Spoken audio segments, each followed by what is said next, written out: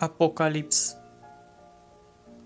Cum aș vrea ca într-o zi toți oamenii cu ocupații sau cu misiuni, căsătoriți sau nu, tineri și bătrâni, femei și bărbați, serioși sau superficiali, triști sau veseli, să părăsească locuința și birourile lor și, renunțând la orice fel de datorii și obligații, să iasă în stradă și să nu mai voiască să facă nimic. Toată această lume îndobitocită, care muncește fără niciun sens sau se iluzionează cu aportul personal la binele umanității, care lucrează pentru generații viitoare sub impulsul cele mai sinistre amăgeli, ar trăi în astfel de momente capitale o răzbunare pentru toată mediocritatea unei vieți nule și sterile, pentru toată irosirea, care n-a avut nimic din excelența marilor transfigurări.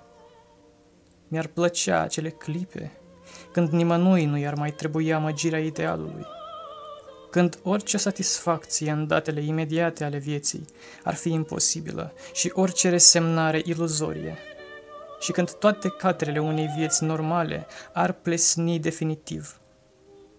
Toți oamenii care suferă în tăcere și care nu îndrăznesc să-și verse amărăciunea nici cel puțin în suspine, ar urla atunci într-un cor de o sinistră dizarmonie, cu strigăte stranii care să cutremure acest pământ.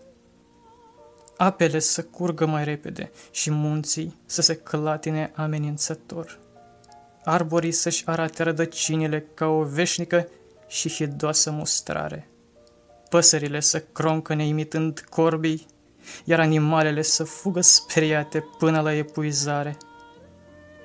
Toate idealurile să fie declarate nule, credințele fleacuri, arta o minciună și filozofia o glumă. Totul să fie o înălțare și o prăbușire. Bucăți de pământ să se avânte în aer și apoi să se risipească duse de vânt.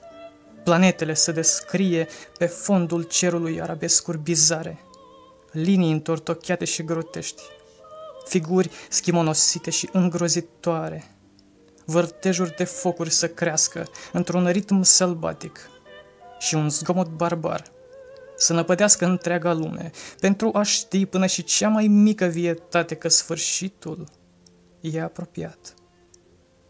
Tot ceea ce e formă să devină inform și un haos să înghită ca într-un vârtej universal tot ceea ce această lume a avut ca structură, consistență și formă.